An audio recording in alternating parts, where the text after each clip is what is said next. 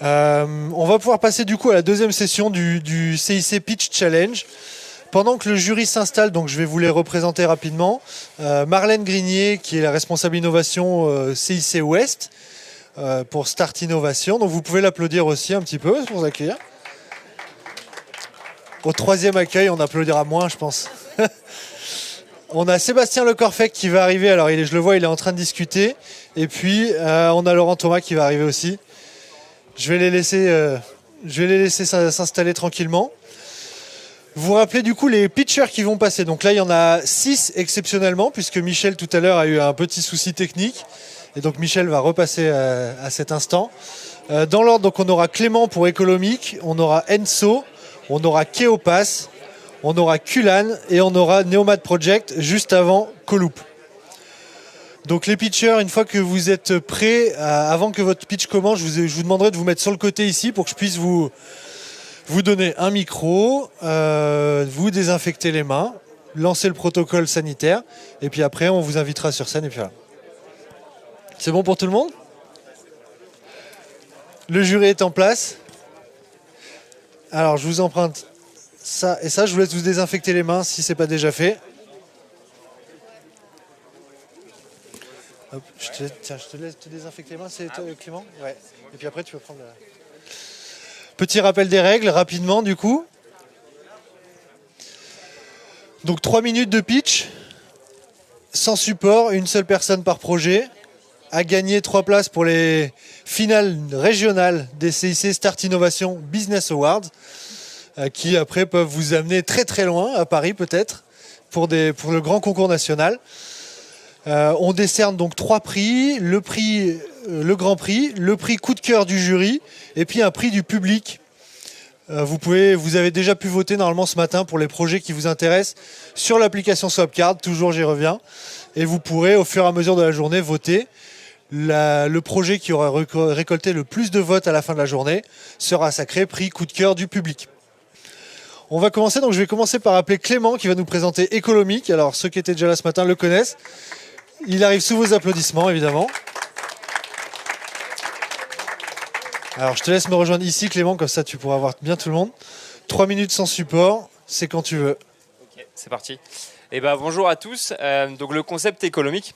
Écolomique, tout démarre dans les réserves du Super U de Lanmeur. On a pris une promo sur de la lessive, ça devait être la promo de l'année. Il y en avait beaucoup trop. On en a ramené en réserve. Et donc, ça a immobilisé de la trésor. Ça a eu un impact sur le compte de résultat. Et donc, on s'est dit, OK, il faut traiter ce sujet. Et on a échangé avec des entreprises du territoire qui, eux, rencontrent eux aussi la problématique tout au long de l'année, sauf qu'il y a eu le Covid. Et la fermeture de la RHD, ça a eu un impact et ça a démultiplié la présence d'invendus chez eux. Et donc concrètement, nous aujourd'hui, la problématique qu'on traite chez Écolomique, c'est le gaspillage lié aux invendus. Qu'est-ce qu'on met derrière ce terme d'invendus ? Les fruits et légumes moches, donc les concombres tordus, les DLUO, j'ai un paquet de riz, il y a une date dessus, je peux le manger largement après. Les packaging un petit peu abîmés. Donc tout ça, c'est ce qu'on traite chez Écolomique.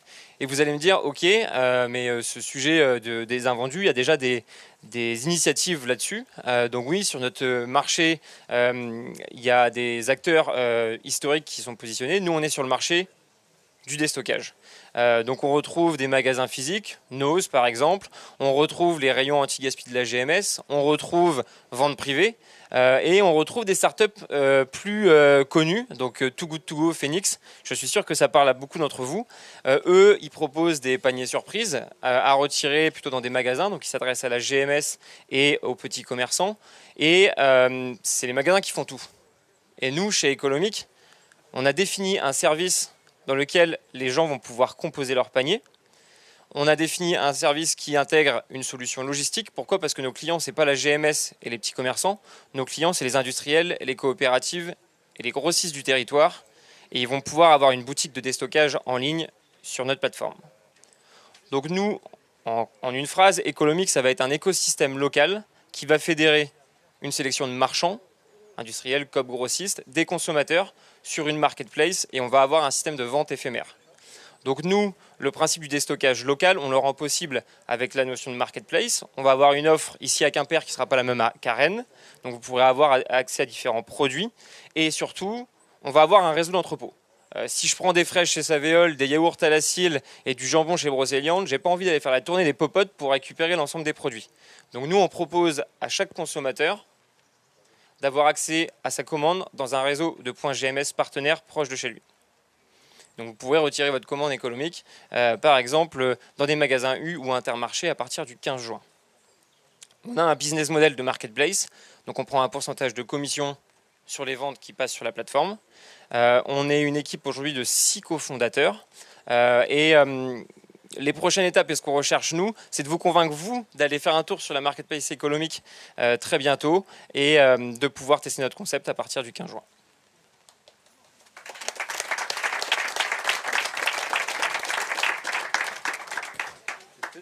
Je te laisse donne-le-moi. Ah bah, il y a peut-être des questions. Oui, Clément, merci. Ouais, on se connaît un tout petit peu. Oui. Aujourd'hui, des marques du territoire, je sais pas, tu citais la Cille par exemple, Ouais. sont des marques assez fortes en territoire de marque, tout ça. Tout à fait. Pourquoi elles basculeraient chez toi plutôt que de créer leur propre marketplace pour des histoires de marge, tout ça Oui, tout à fait. Alors nous, on traite purement les invendus. Donc ça, c'est un sujet. Et aujourd'hui, une marque qui a une place forte, qui mettrait que ses produits à elle, aurait pas forcément une capacité à avoir des consommateurs qui viendraient que pour ça. Et donc là, nous, on agglutine toute l'offre chez Économique d'invendus de différentes entreprises. Et donc ça, pour un consommateur, ça a de l'intérêt parce qu'il peut retrouver au même endroit aujourd'hui l'ensemble de l'offre. Et surtout, il y a encore une fois la question de la logistique, quoi. On en avait déjà un petit peu parlé, mais aujourd'hui, un industriel, il traite des palettes. Ils ne traitent pas l'unité de vente consommateur final. Et donc, il y a un moment où quelqu'un doit dépalettiser ce sujet-là. Et eux, ce n'est pas leur cœur de métier. Donc, c'est là où on apporte de la valeur aussi. Et niveau profondeur de catalogue, je pense que c'est un des plus grosses, la plus grosse difficulté que tu Oui, auras justement. Tout à fait. Ouais. Alors l'idée sur Économique, c'est qu'on ne vienne pas faire ses courses. Sinon, il n'y a aucun intérêt pour les magasins GMS d'être point relais. Et donc, on a un assortiment qui va être relativement court. 200 références à peu près sur un entrepôt. Par contre, il va changer régulièrement. Donc le principe, c'est de chiner. Si vous avez déjà été dans un magasin de déstockage, on fouille dans des bacs. Et sur Économique, on fouillera sur un site et on aura de la newsletter, enfin des effets, on va dire, d'attrait client avec des offres qui vont tourner régulièrement. Donc c'est pas la largeur qui va être importante, c'est plutôt l'impact prix et les marques qui sont dessus. Donc si j'ai bien compris, vous récupérez les invendus des magasins, vous les stockez dans un entrepôt qui est à vous. Ok. Et après, une fois que j'ai sur la marketplace, j'ai fait mon panier, je vais le récupérer dans un dépôt, c'est ça, dans une GMS? Alors nous, aujourd'hui, on ne récupère pas les invendus des magasins. On récupère les invendus des industriels, des coopératives et des grossistes. Et aujourd'hui, on ne les récupère pas, c'est eux qui nous livrent. Donc nous, le service logistique, c'est vraiment du stockage, préparation de commandes, et par contre, on envoie vers les points relais. Donc nos clients, c'est Induscope grossiste, la GMS sert de point relais, et par contre, on ne va pas chercher la marchandise, quoi. Voilà. C'est bon? Bon, nickel. Merci à tous. C'est bon, je te laisse le poser là. Ouais. Merci Clément. On va accueillir ensuite Anne-Sophie Mévélec. Du coup, pas ce micro-là, celui-ci. Celui-ci, je vais le désinfecter après. Petit protocole sanitaire. Donc Anne-Sophie Mévélec pour le projet Enso. Je vous laisse l'applaudir. C'est bon, 3 minutes? C'est parti. C'est quand tu veux. Bonjour à tous, bonjour à toutes. Je m'appelle Anne-Sophie Mévélec, je suis consultant en recrutement et en conseil en ressources humaines. Je viens vous parler de Enso. Enso, c'est la RSE ciblée et partagée. Alors, est-ce que vous connaissez un petit peu les enjeux en termes de RSE? Je vous demanderai aujourd'hui de retenir un seul nombre. 13. 13 pourquoi? Puisque c'est 13% de gains de productivité que vous pourriez faire en mettant en place une politique RSE dans votre entreprise. Ça va aussi vous permettre de vous différencier par rapport à vos concurrents et de fait de gagner de nouveaux clients. Dans mon métier, le recrutement, j'ai pu constater aujourd'hui que les candidats sont de plus en plus sensibilisés à des entreprises qui sont engagées ou dans l'environnement au niveau sociétal. Donc vous allez pouvoir être aussi plus performant en termes de recrutement. Alors c'est bien joli tout ça, mais est-ce que vous avez déjà essayé de mettre en place une politique RSE? Moi je l'ai fait dans mon entreprise, c'est pas si simple. Pourquoi? Parce qu'il faut déjà beaucoup de temps pour aller chercher l'information. Or, en tant que chef d'entreprise, clairement, on n'a pas le temps. Ensuite, vous allez trouver beaucoup de choses, beaucoup d'éléments, mais finalement qui ne vont pas réellement vous concerner. Si vous êtes plombier à l'île Tudy, si vous êtes banquier à Paris, vous n'allez pas avoir les mêmes problématiques, vous n'allez pas avoir les mêmes leviers. Et enfin, le chef d'entreprise peut aussi se sentir un petit peu seul en mettant en place de telles politiques. Eh bien, j'ai la solution, c'est Enso, parce que grâce à Enso, vous allez pouvoir résoudre ces 3 problèmes. D'une part, vous allez gagner du temps en ayant des informations à la fois simplifiées et ludiques. Vous allez pouvoir aussi cibler, profiler votre entreprise et du coup avoir des actions adaptées à votre secteur d'activité, adaptées à votre entreprise. Et enfin, vous ne serez pas seul pour mener cette politique. Vous allez pouvoir impliquer vos équipes, vous allez pouvoir les challenger sur la mise en place de la politique RSE avec de la gamification. Aujourd'hui, en France, il y a près de 4 millions d'entreprises. La majorité sont des TPE et des PME. Ces entreprises-là, à ce jour, n'ont aucune obligation en termes de politique RSE. Alors, je n'ai pas de boule de cristal, mais selon moi, ça ne saurait tarder. Et quoi qu'il en soit, les grandes entreprises, aujourd'hui, ont des obligations, et notamment sur le choix de leurs fournisseurs. Ils sont garants de leurs fournisseurs. Donc, vous l'avez compris, si vous ne mettez rien en place aujourd'hui, vous risquez de perdre des clients demain. Alors, je vous avais demandé de retenir un chiffre. Est-ce que vous en rappelez ? Merci. 13. 13, ce sont les 13 années d'expérience que j'ai pu acquérir en tant que consultant auprès des chefs d'entreprise pour la gestion de leurs ressources humaines et le management, auprès des candidats pour la gestion de leur parcours professionnel. J'ai bien l'intention de capitaliser sur ces 13 années pour faire de Enso la communauté des entreprises engagées. Je vous remercie.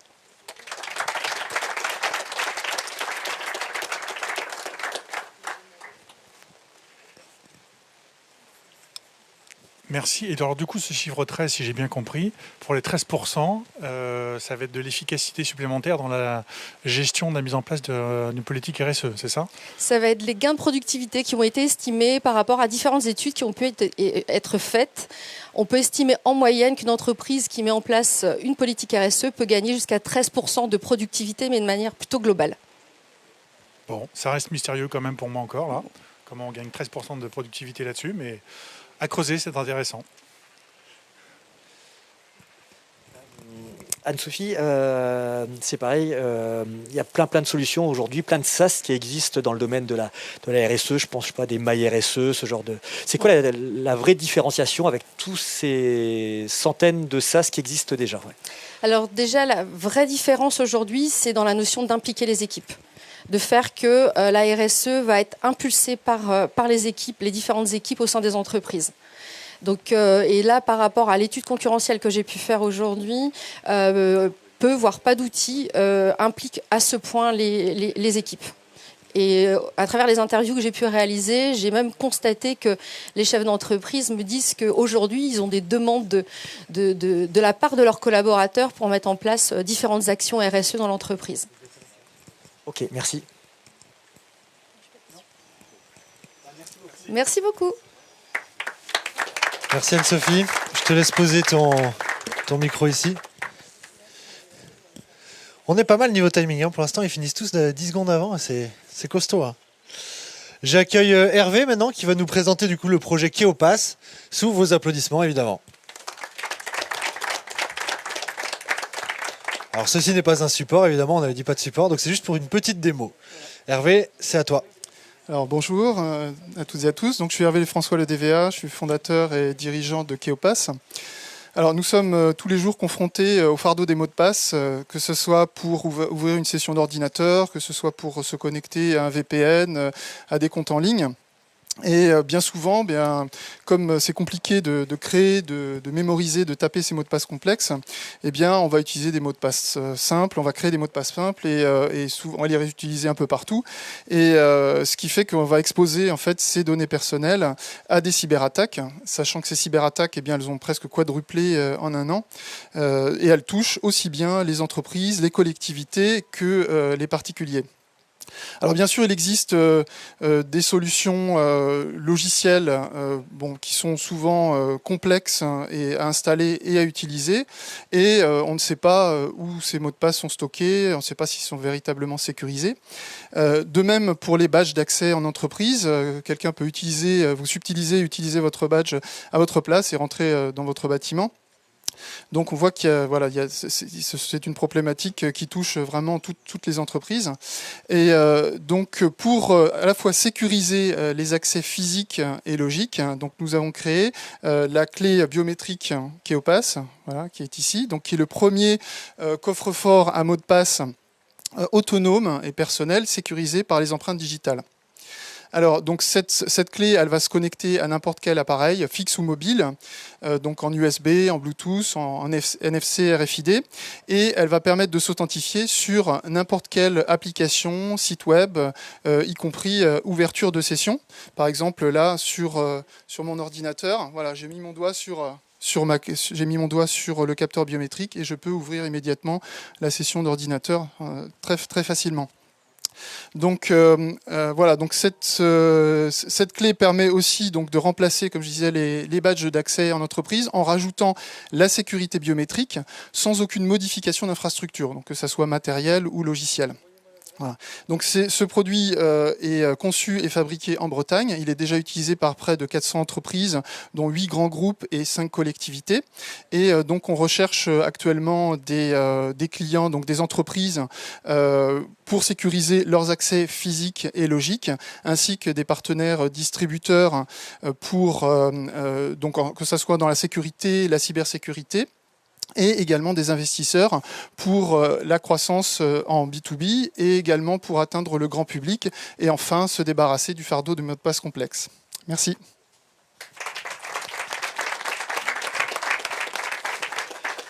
Merci pour la présentation.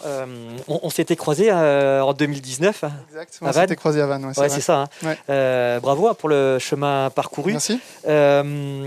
Donc tu parlais de 400 entreprises clientes. C'est un abonnement au nombre d'utilisateurs? Alors non, il n'y a pas d'abonnement en fait, c'est vraiment à l'achat de la clé puisque c'est une clé qui est entièrement autonome et du coup qui ne nécessite pas effectivement ni de pilote, ni d'application, ni d'abonnement. Voilà, donc c'est complètement plug and play et donc ça se connecte directement sur n'importe quel appareil sans abonnement. D'accord. Voilà. Et tu crois que c'est le bon chemin que tu prends, le fait de ne pas avoir cet abonnement plutôt que de l'achat comme ça Oui, parce que en fait, contrairement à des solutions logicielles, on n'est pas lié. En fait, c'est pas une solution qui est liante et surtout c'est une solution qui est locale. C'est-à-dire que en fait, dès lors qu'on est connecté, que ça soit via un smartphone, que ça soit via son ordinateur, on est potentiellement piratable. La clé, elle, est impiratable parce que elle fonctionne complètement localement. La biométrie ne sort jamais de la clé, donc c'est un gage en fait de sécurité. Ok, super. Voilà. À l'inverse, si on trouve une faille dans votre système qui est du coup matériel, c'est l'ensemble des clés qui se retrouvent désuètes. Alors non, parce qu'en fait, cette clé, elle peut être mise à jour très facilement via des navigateurs web. Par conséquent, voilà, si jamais il y aura une faille, mais encore une fois, c'est un dispositif qui est secure by design, complètement verrouillé et qui n'est pas connecté à Internet. Par conséquent, déjà, on a vraiment limité au maximum toutes les failles. Et si d'aventure il y avait une faille, effectivement, on pourrait la corriger via une mise à jour logicielle. Ok. Est-ce que votre business model, il n'est pas un peu limité du coup? Parce qu'une fois que vous avez vendu votre clé, vous vous attaquez à quel marché ensuite? Alors, donc déjà, il n'est pas limité, il est très large, au contraire, puisqu'on s'attaque en fait à des entreprises de tous les secteurs. Donc là, actuellement, on a des entreprises qui vont de l'agriculture à la défense, en passant par l'énergie, les transports. Donc déjà, le champ d'application est extrêmement large, puisque c'est une problématique qui touche toutes les entreprises. Et également, on va s'attaquer bientôt au grand public, où là, c'est encore beaucoup plus grand et par la simplicité, le fait que ça soit plug and play, et justement qu'il n'y ait pas d'abonnement, rien à installer sur son ordinateur, fait que ça va toucher vraiment un maximum de monde. Donc on est confiant effectivement que ce modèle puisse être pérenne. Après, pour les entreprises, on propose évidemment des solutions de maintenance, de renouvellement du parc, de customisation, puisque c'est un produit, comme je disais, en 100% conçu en interne, donc on peut le customiser aussi bien la partie matérielle que logicielle. C'est ce qu'on a fait notamment avec un partenaire sur les transactions financières à Nantes. Donc voilà, on peut proposer effectivement différents niveaux de service également autour de cette clé. Alors, moi je gère l'essentiel de l'activité avec 7 personnes ensuite derrière, donc, qui travaillent sur ce projet et puis des partenaires en Bretagne pour la fabrication. Merci. Merci. te laisse poser ton micro ici. Pose-le là sur le... Merci, hyper intéressant. On va passer au suivant. Donc je vais appeler Christopher pour le projet Clan, pas Kulan. J'ai dit Kulan tout à l'heure, n'importe quoi. Tout à fait. Je l'accueille donc sous vos applaudissements évidemment, vous connaissez. Je compte sur vous pour être extrêmement bienveillant. C'est son premier pitch aujourd'hui, donc accueillez-le avec toute la bienveillance du monde. À ton tour. Merci. Eh bien, bonjour à toutes et à tous. Je m'appelle Christopher Griff. Je suis le fondateur de l'application Clan. Et ça fait plusieurs mois maintenant que je parle de mon projet autour de moi, avec des connaissances et depuis peu aussi avec des inconnus. Et pas grand monde aujourd'hui est capable de me dire qu'il est facile d'organiser des événements avec sa famille ou avec ses amis. Prenons l'exemple du repas de Noël. Après 10 ou 20 appels, une centaine de messages, 2-3 doodles et un ulcère à l'estomac, on saura peut-être si on ouvrira les cadeaux de Noël le 24 au soir ou le 25 au matin. Si tout se passe bien, on aura les photos de l'événement au mois de juin et on va recommencer ça chaque année et peut-être même à chaque repas de famille. Et si finalement on utilisait Clan pour se faciliter la vie? En toute objectivité, Clan, c'est la super app au service de votre famille et de vos amis. Reprenons l'exemple du repas de Noël. Avec Clan, on va pouvoir créer un réseau social privé composé de 7 fonctionnalités. Utilisez la fonction agenda synchronisé et elle vous permettra de fixer la date et les détails de l'événement.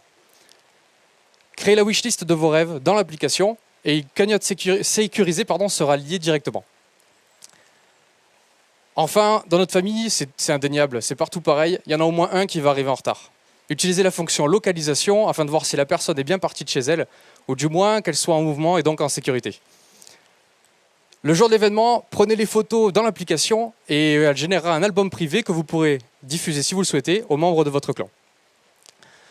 Clan, c'est également des conversations groupées qui vous permettront de discuter toute l'année avec votre famille ou vos amis, mais c'est aussi un fil d'actualité pour partager toutes vos aventures.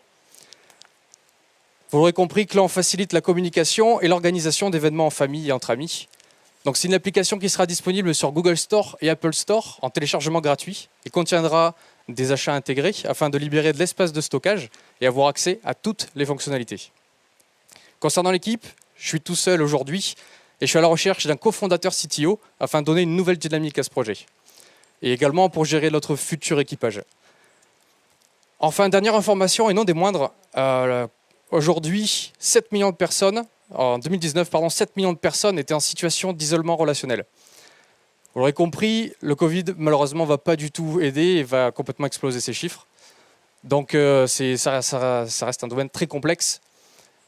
Chaque matin, je me lève pour qu'un maximum de familles et de groupes d'amis puissent communiquer plus facilement.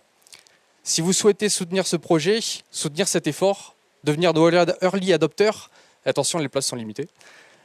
Je vous donne rendez-vous sur clan.app, QLAN.app. Je vous remercie à tous.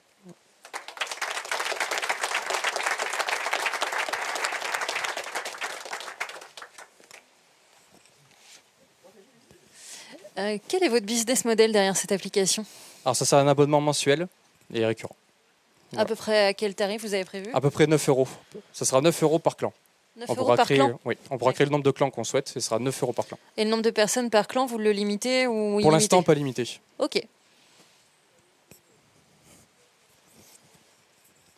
Est-ce qu'il y aura des fonctionnalités vraiment différenciantes par rapport à des applications qui permettent de gérer des événements? Finalement, on retrouve à peu près la même chose qui est liste d'invités, emploi du temps.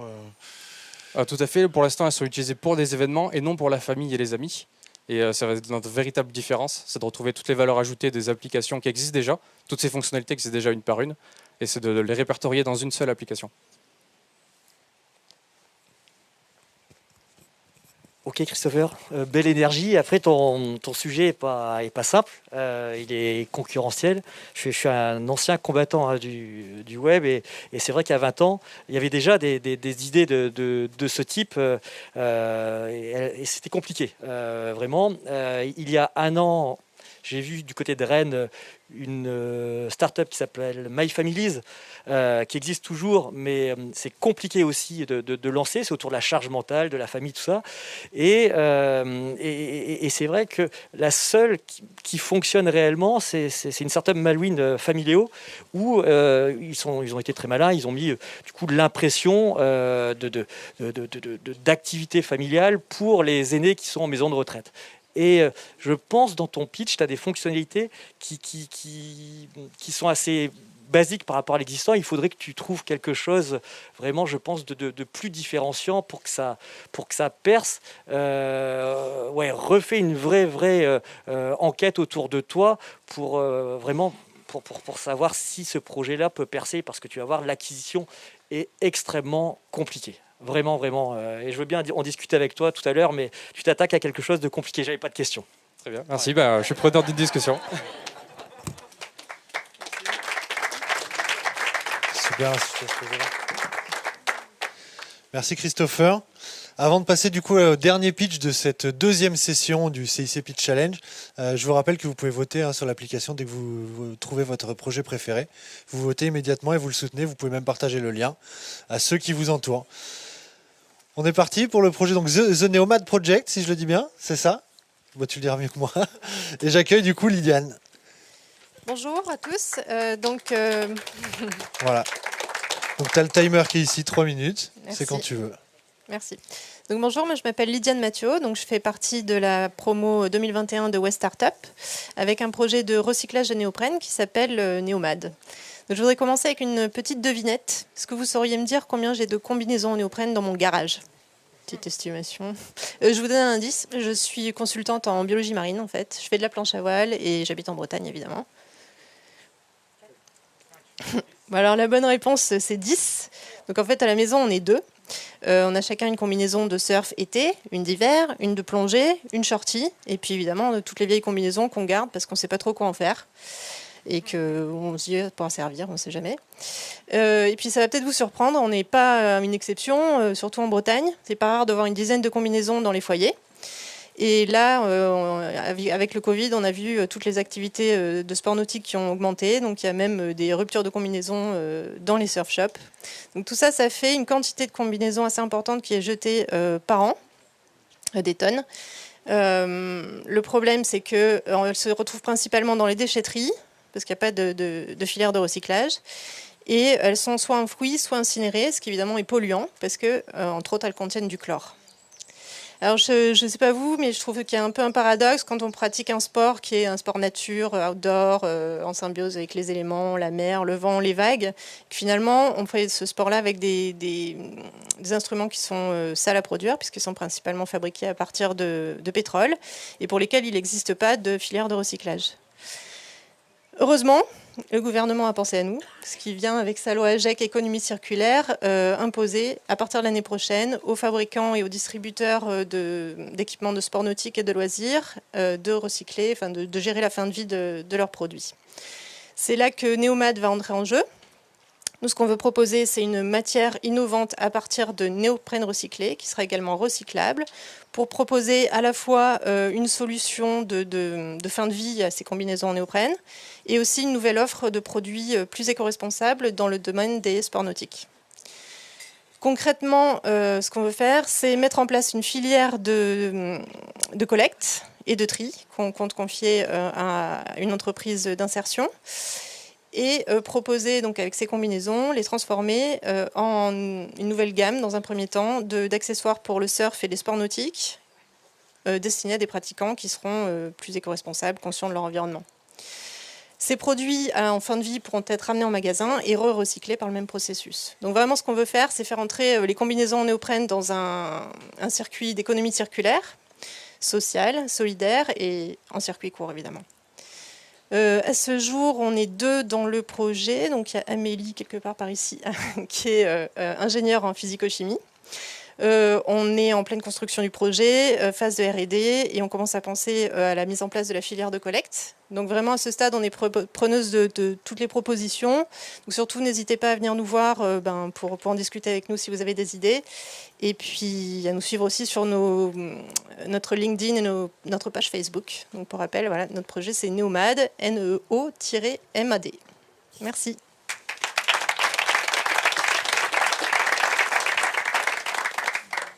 On s'était croisés il y a 2-3 semaines avec les autres de West Startup. Je t'avais dit que j'avais une problématique avec ma combi et j'ai fait le tour des surf shops brestois et j'ai vu sous Ruse, un fabricant de start-up qui j'ai l'impression, a mis ce même système de collecte que toi en place. Je voulais savoir comment tu te positionnes par rapport à ce type d'acteur qui est déjà pas mal bien implanté. Ouais.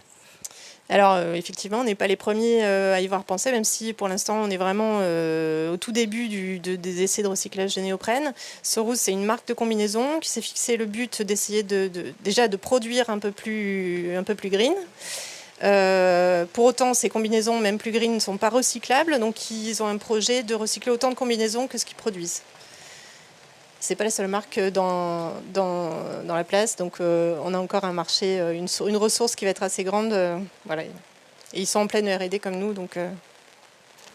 Oui, tu as amené une question que je me posais, parce que souvent quand on parle de recyclage, c'est juste qu'ils récupèrent leurs propres produits.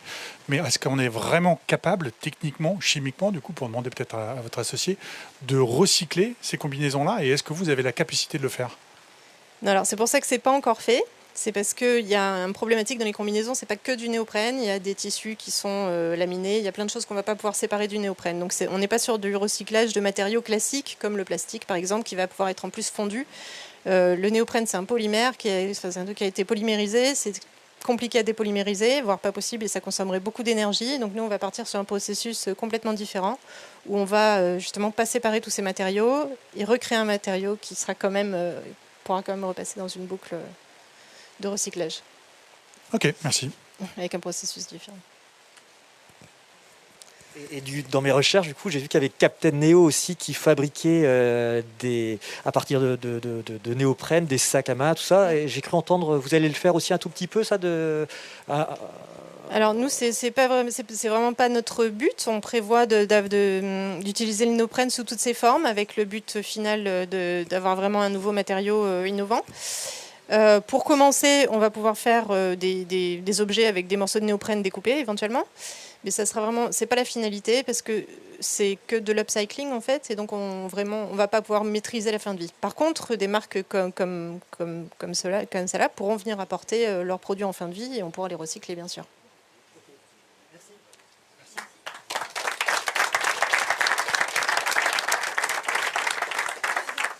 Merci. Voilà qui clôture du coup notre deuxième session de pitch. Bravo à eux, ils ont été super. Je vous rappelle du coup que vous pouvez voter pour votre préféré. Pendant que le jury va se retirer pour délibérer avant la troisième session de cet après-midi, on va commencer à installer le matériel pour la prochaine conférence. Donc Frédéric va pouvoir me rejoindre bientôt. On a une conférence passionnante qui s'annonce sur l'accompagnement de la croissance.